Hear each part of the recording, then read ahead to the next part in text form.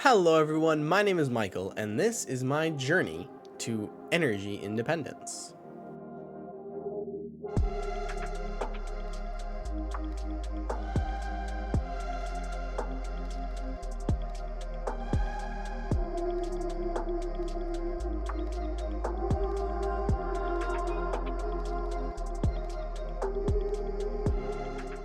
Now, I don't entirely know what that means, and this is going to be the beginning of what probably will end up being a very long and inconsistent series, because my end goal for the idea of energy independence, involves a house with solar panels and a car that has not come out yet. So, I don't know exactly what this series is going to look like. It's going to be partially me just ranting and rambling about electricity and talking about the things that I have learned over the past 6 months or so. I will explain all of those goals later on, but right now we're going into the backstory and the beginning of my understanding of electrification and the future of transportation. I started paying attention to politics and the world and the whole climate arguments about my junior or senior year of high school. I thought that there were bad faith arguments on both sides. The climate catastrophists were saying that, hey, everyone needs to have an electric car or we're gonna die in the next 5 years. And then the climate deniers were saying, no, everything's fine, nothing is actually wrong, and even if things are wrong, no matter what we do, other countries aren't going to do those same things, so we're just going to get further and further behind in whatever industry. Now, I don't think either of those are true, but I didn't really care enough at that point because I was in high school and not looking to buy a car. And even if I was looking to buy a car at that point, I couldn't afford an electric one, so it was kind of irrelevant for me. However, I did like technology and I liked cool things, and there were a few parents who had Model X's, and I loved the gull-wing doors, and so the idea of electric cars I wasn't opposed to, but I didn't like the idea of seemingly forcing people to buy a type of car that they did not want. Like I said, I wasn't looking for a car. These were all kind of irrelevant for me, but there were data points that would stick with me through the future.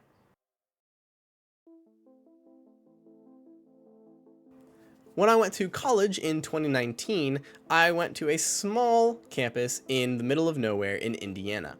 Now, the campus was certainly walkable, but it was big enough that most people had a bike or a skateboard or a scooter of some kind, but I didn't want the hassle of having a bike and having to lock it up all the time, and I never learned how to ride a skateboard in any way to make it effective transportation, so neither of those were really options for me. Like I said, I like technology, I like cool things, so I started looking into other forms of transportation.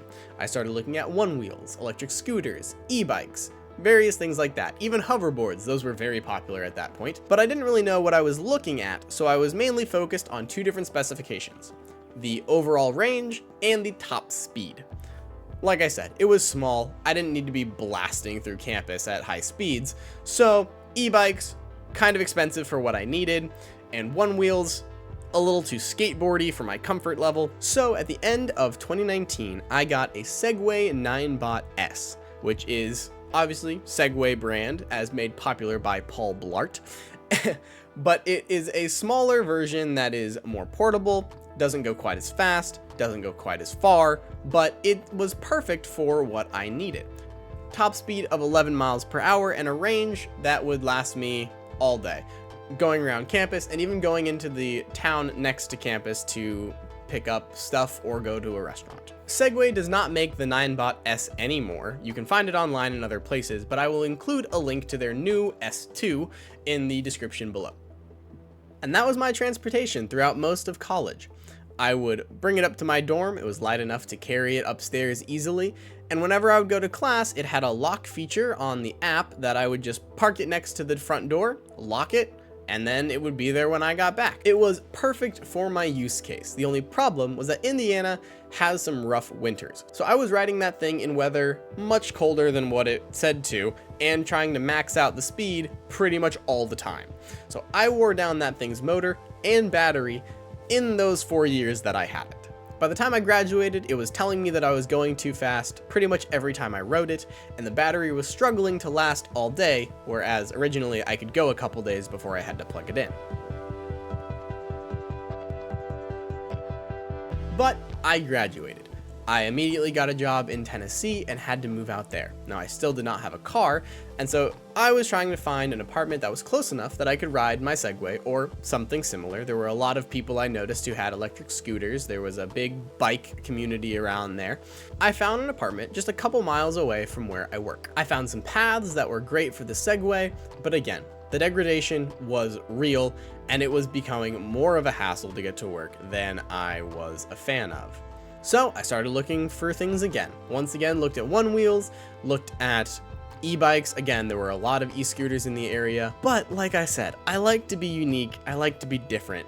So I discovered electric unicycles. I noticed that they were more convenient than bikes. Once again, portable. You can just take them back inside without a lot of hassle. Don't have to lock them up or anything. And for the price, you can get some pretty high specs for less than an equivalent spec on an e-bike. So in June of 2023, I got a Kingsong 16XS from Yuko. Top speed of 28 miles an hour, range of about 35 to 40 miles, depending on how far you're pushing it, and it was perfect for my use. It took me about an hour to learn how to ride it, and then I was comfortable riding the 2 miles to work. It was great for the commute, it was great to go get groceries, it was perfect for what I needed, and I didn't have to buy a car or pay for gas. That was my main transportation for the next year and a half. Living on my own, riding a wheel all over town. And at this point, it's 2023. Electric cars are pretty common. The Model Y is the best-selling car in the world. I live in a tourist town, so I'm starting to see Rivians pop up every now and then. Polestar's still doing stuff. Lucid exists and is way out of my price range. But I'm starting to notice that, like, okay, electric cars are just starting to become a little more common and a little more accepted. But I didn't know too much about them. I just noticed that, oh hey, there's more of them now. But it didn't matter to me. I had my wheel. I was set. But then I had to move. I was no longer 2 miles away from work and needed something to drive. Fortunately, my girlfriend's parents had a Ford Edge that they were not using and that they let me lease out from them for very cheap and for the foreseeable future. They had no need for it. It was pretty much just an extra car to give out to people who needed it. Although I was very appreciative that they were letting me use their car, I did want something of my own. So I started looking at car things, car YouTube, watching a bunch of stuff. Like I said, I like cool tech things, so I was mainly in the concept car side of the car YouTube space. I was watching a lot of Supercar Blondie's shorts about the new cars. I was following the DeLorean Alpha 5. And eventually, I came across this pre-production Gamma prototype of a brand called Aptera Motors. I was immediately obsessed. I learned everything that I possibly could about this weird-looking 3-wheeled solar-powered butterfly door vehicle that I possibly could.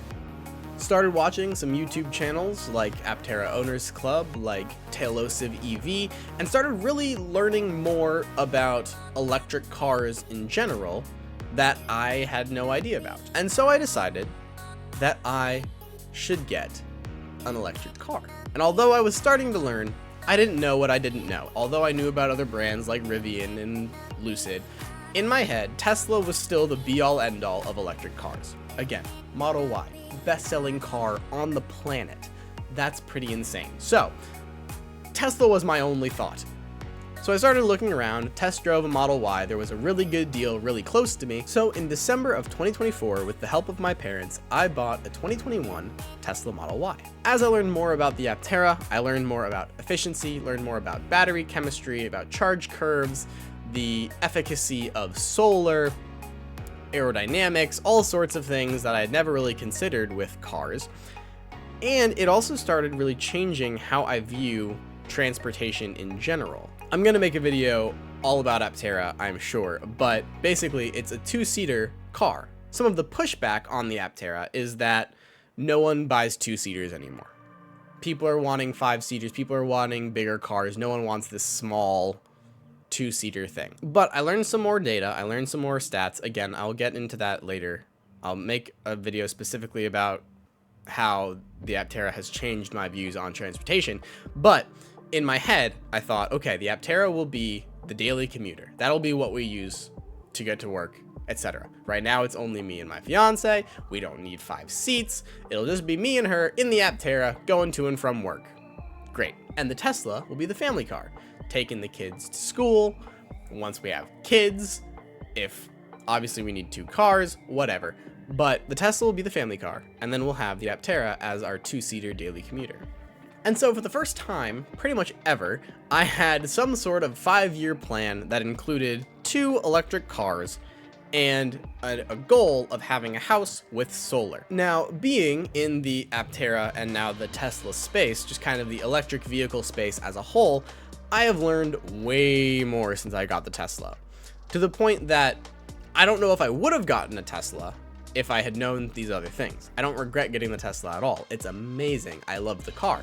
But now I just know more things and know that Kia EV6 and 9 exist, know about the Hyundai Ioniq series, know about, I know more about Rivian now. Lucid is still out of my price range, but I know that there are more options than I thought there are. The Ford Mach-E, etc. There's a lot more than I realized, but I do not have any regrets about getting the Model Y. It is an excellent car. And once I got an electric vehicle, I realized how big of a shift it is between a gas car and an electric car. Like I said, I had watched a bunch of videos, I was kind of in the electric vehicle space already, so I knew that it was going to be different. I knew that it wasn't you just go up and fill it up all the way whenever it gets low. I knew enough to know about battery health and how you should charge it and the different views and opinions on all of that.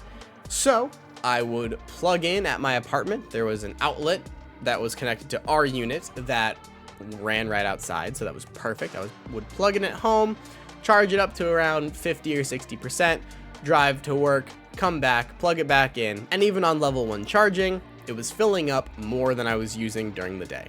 Then I learned that there are a couple of free destination chargers where I work, because it's a tourist town.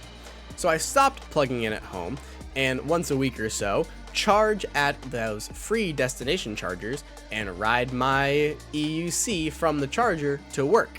The car would fill up while I'm at work, and then I would ride the wheel back and head home. I actually looked at the data recently. Other than 2 times that I had to supercharge because of a road trip, I have not paid for fuel in the last 2 months, which is amazing. There's no gas car that you can say the same thing. And sure, it can be a little weird, like, oh, you have to go plug in your car and ride your wheel to work? That stinks. I just have to go fill up. But if there was one gas station that was always free, but you had to like leave your car there for some reason, most people would probably do that too. So it has certainly been a shift, but I am very, very happy that my first car is electric.